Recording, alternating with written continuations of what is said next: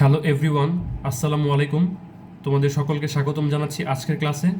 আজকে আমরা পদার্থবিজ্ঞানের অত্যন্ত গুরুত্বপূর্ণ একটি টপিক অর্থাৎ বিভিন্ন রাশির মাত্রা নির্ণয় এই টপিকটি নিয়ে আলোচনা করব। তো আলোচনা শুরুর পূর্বেই কিছু কথা বলে নিই। এই টপিকটি থেকে প্রতি বছর এসএসসি, এইচএসসি এমনকি বিশ্ববিদ্যালয়ের ভর্তি পরীক্ষায় অনেক অনেক প্রশ্ন এসে থাকে। তোমাদের মধ্যে অনেকেই রয়েছে যারা এই মাত্রাগুলো মুখস্থ করে মনে রাখতে চাও। আসলে পদার্থবিজ্ঞানের এত এত মাত্রাগুলো কারো পক্ষে মুখস্থ করে মনে রাখা সম্ভব হয় না। কিছুদিন মনে থাকলেও পরে কিন্তু তার মনে থাকে না। তো আজকের ক্লাসে আমরা খুব সহজে কিভাবে বিভিন্ন রাশিগুলোর মাত্রা নির্ণয় করতে হয় এই বিষয়টি নিয়ে আলোচনা করব। তাহলে চলো শুরু করা যাক। তো প্রথমেই আমাদের কিছু ছোট ছোট রাশির মাত্রা জেনে নিতে হবে। এই মাত্রাগুলো ব্যবহার করেই আমরা বড় বড় রাশিগুলোর মাত্রা কিভাবে নির্ণয় করতে হয়, যেমন দৈর্ঘ্য, দূরত্ব এবং সরণের মাত্রা হলো এল, এবং যে কোনো রাশির মাত্রাকে তৃতীয় বন্ধনীর ভিতরে লিখে প্রকাশ করা হয়। এবং এরপর আমাদের সময়ের মাত্রা জানতে হবে। তো সময়ের মাত্রা হলো টি। এরপর ভরের মাত্রা জানতে হবে। ভরের মাত্রা হলো এম।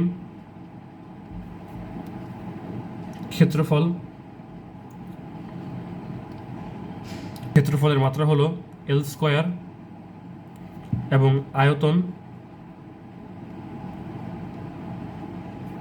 আয়তনের মাত্রা হলো এল কিউব। তো আমরা এই ছোট ছোট রাশিগুলোর মাত্রা ব্যবহার করেই আমরা আমাদের গুরুত্বপূর্ণ রাশিগুলোর মাত্রা নির্ণয় করব। তো প্রথমেই আমরা বেগের মাত্রা নির্ণয় করব। তাহলে আমরা জানি সরণকে সময় দ্বারা ভাগ করলে কিন্তু বেগ পাওয়া যায়। সময়কে সরণ দ্বারা ভাগ করলে বেগ পাওয়া যায়। তো সরণ, দৈর্ঘ্য এবং দূরত্বের মাত্রা হলো এল। তাহলে এল এবং সময়ের মাত্রা হলো টি। তো এখান থেকে আমরা লিখতে পারি এল এবং টিটা উপরে চলে গেলে ইনভার্স হয়ে যাবে, তাহলে ইনভার্স 1। তাহলে আমাদের বেগের মাত্রা হলো এল টি ইনভার্স 1। এখন আমরা ত্বরণের মাত্রা নির্ণয় করব। তো আমরা জানি বেগকে সময় দ্বারা ভাগ করলে ত্বরণ পাওয়া যায়। তো এখন আমরা এখানে লিখতে পারি বেগের মাত্রা হলো এল টি ইনভার্স 1 এবং সময়ের মাত্রা হলো টি। তো এখান থেকে লেখা যায় এল টি ইনভার্স 2। এখন আমরা ভরবেগের মাত্রা নির্ণয় করব। ভরবেগ, তো ভরবেগ হলো ভর এবং বেগের গুণফল। তো এখানে ভরের মাত্রা এম এবং বেগের মাত্রা হলো এল টি ইনভার্স 1।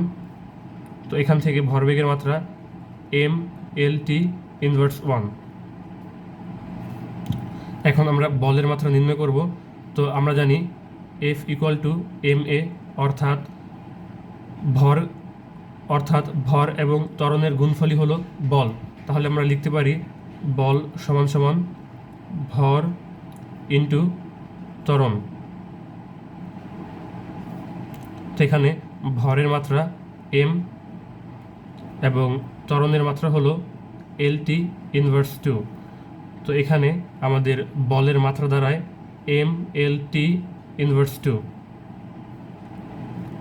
এখন আমরা কাজের মাত্রা নির্ণয় করব। তো কাজ হলো বল এবং সরণের গুণফল।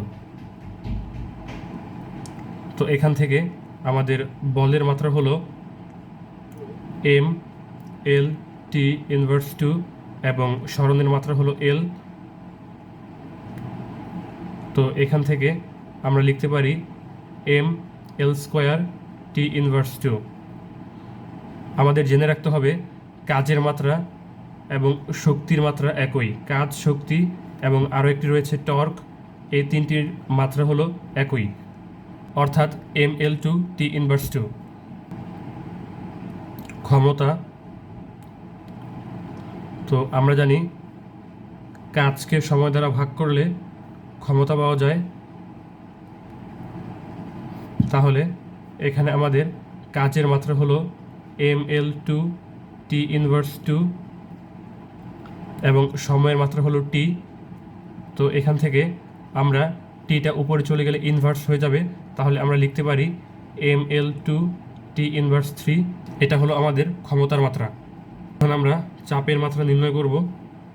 তো আমরা জানি একক ক্ষেত্রফলে প্রযুক্ত বলকে চাপ বলে, অর্থাৎ চাপ সমান সমান বল বাই ক্ষেত্রফল। তো এখান থেকে আমরা বলের মাত্রা লিখতে পারি ml টি ইনভার্স 2 এবং ক্ষেত্রফলের মাত্রা হলো এল স্কোয়ার। তো এইখান থেকে এল এল কাটতে পারি, তাহলে এখানে আমরা লিখতে পারি এম টি ইনভার্স 2 এবং নিচে একটি এল থাকে, এবং সর্বশেষ এখানে এলটা যদি আমরা ইনভার্স করে দিই তাহলে এখানে আমরা লিখতে পারি এম এল ইনভার্স 1 এবং টি ইনভার্স 2। এটা হলো আমাদের চাপের মাত্রা, এবং মনে রাখতে হবে চাপ এবং পীড়নের মাত্রা হলো একই। চাপ এবং পীড়নের মাত্রা একই, অর্থাৎ M L inverse 1 T inverse 2। এখন আমরা মহাকর্ষীয় ধ্রুবকের মাত্রা নির্ণয় করব। তো এখান থেকে আমরা লিখতে পারি F equal to G m1 m2 এবং ডি স্কোয়ার। তো এইখানে জিটা হলো মহাকর্ষীয় ধ্রুবক, তাহলে আমরা সর্বশেষ লিখতে পারি জি সমান সমান F D square m1 into m2। তো এখানে এফটা হলো বল, তাহলে বলের মাত্রা হলো এম এল টি ইনভার্স 2 এবং এখানে ডিটা হলো দূরত্ব, তো দূরত্বের মাত্রা হলো এল, তাহলে এখানে ডি স্কোয়ার অর্থাৎ এল স্কোয়ার। এখানে আমাদের m1 এবং m2 দুটোই ভর, তাহলে এখানে আমরা লিখতে পারি এম স্কোয়ার।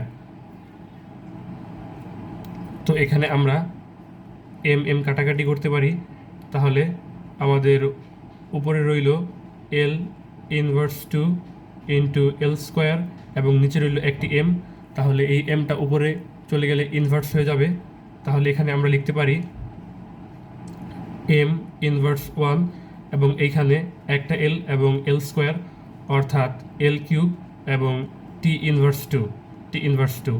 তাহলে এটা হলো আমাদের মহাকর্ষীয় ধ্রুবকের মাত্রা, অর্থাৎ এম ইনভার্স 1 এল কিউব টি ইনভার্স 2।